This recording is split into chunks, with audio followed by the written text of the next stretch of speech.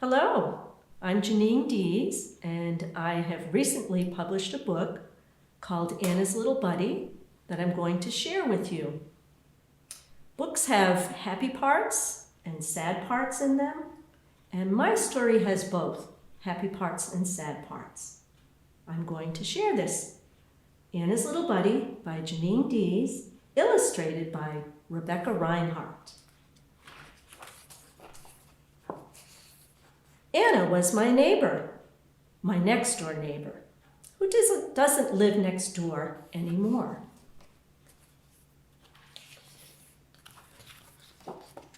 Anna always called me her little buddy. When Mama and I went for walks, Anna would call out to me, "Hey, little buddy, come see the blossoms in my garden." "Anna's flowers are the prettiest in all the world," said Warren, her husband. Anna always invited us in. She and Mama sat and talked while I played with Anna's crystal whale collection. "Be careful, don't touch," Mama warned. "Oh, let him be," said Anna. "He's enjoying himself."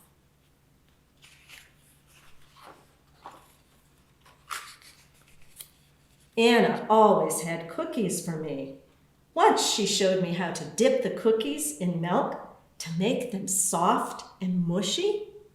Mama said it was messy, and she wouldn't let me do it at home. But when Anna and I did it, Mama just smiled and rolled her eyes. Anna had a big stuffed bear with a button on its belly. Every time I pressed the button, the bear played music and its nose lit up. Anna always let me play with the bear. Once, I pressed the button over and over and over again. Anna covered her ears with her hands and she shut her eyes. "That's enough," Mama insisted. "Oh, let him be," said Anna. "He's enjoying himself."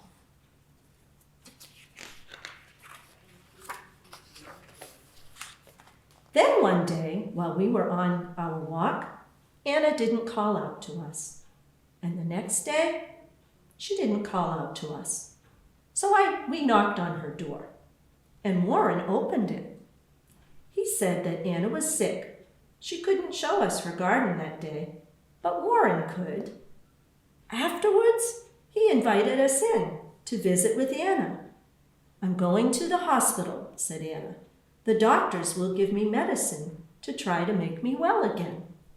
Anna explained how the medicine would make her hair fall out and that she might look strange to me.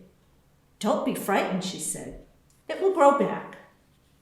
Anna stayed in the hospital for a long time. I missed her. Finally, Mama took me to the hospital to visit her. Warren let me pick flowers from the garden to take along. As we walked into the room, I saw someone sitting on the bed, someone who looked like Anna might look if she had no hair. Then she spoke. "Hi, little buddy," and I knew it was Anna. When I gave her the flowers, her eyes got shiny and wet. I thought she was sad, but Warren said those were Anna's happy tears. She was happy that I was there.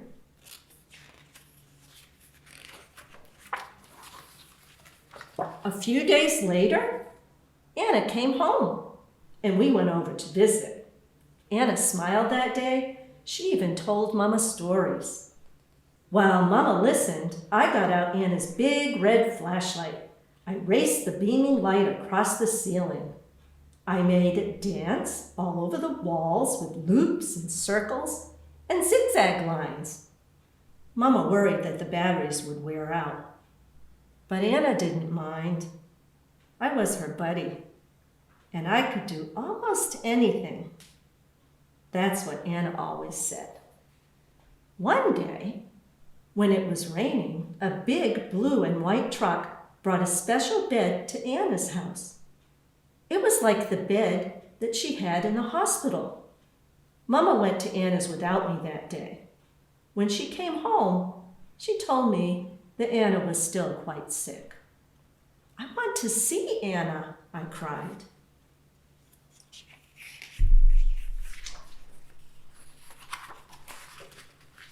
Mama brought me over the next day.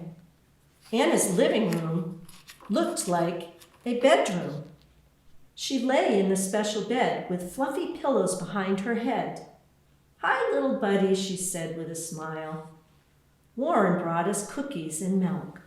I dunked Anna's cookies in her milk for her because that's the way she likes them. Mama smiled. Afterwards, Anna was sleepy, so we went home. Mama and I visited Anna every day. Sometimes I played with Anna's whales or her musical bear. Mostly I drew pictures for Anna and told her stories. But Anna wasn't getting better. She didn't eat and she slept a lot. Then one day, Anna stopped sitting up. She stopped talking. She stopped smiling too. Warren's eyes were shiny and wet that day, and I knew he was sad.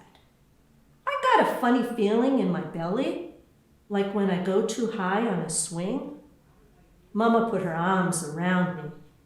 I didn't feel like playing with the whales or the flashlight or even my favorite musical bear.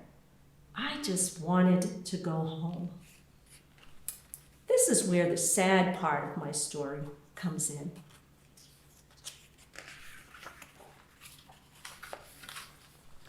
The next morning, Mama came to my room. Her eyes were wet with tears.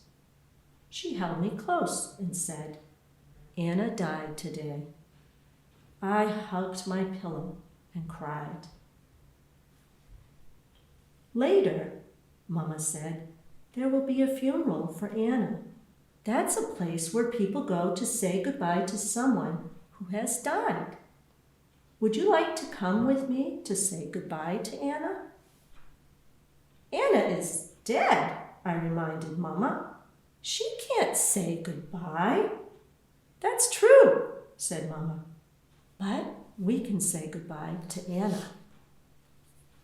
On the day of Anna's funeral, Mama and I put on our best clothes and went to the funeral home.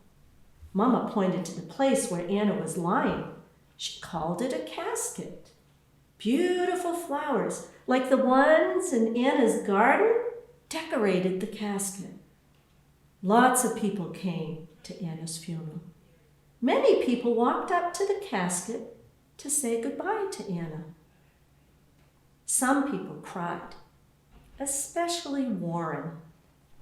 Mama told me that I could see Anna too if I wanted to. We walked up together. Anna's eyes were closed. "Goodbye, Anna," I whispered, and blinked my tears away.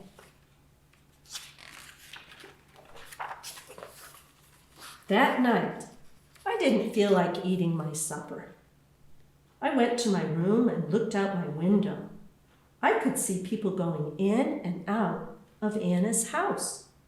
Some were carrying food, others had flowers. Then Warren came out. He walked across the yard to our house and rang the doorbell. Mama opened the door. I could see Anna's musical bear in Warren's arms. "Hey, little buddy," said Warren as he handed me the bear. "Anna would want you to keep the bear." I hugged the bear. Warren hugged me. I miss my next-door neighbor, Anna. I wonder if she misses me. I want to always be her little buddy because I know that being Anna's little buddy is very special, and so was she. The end.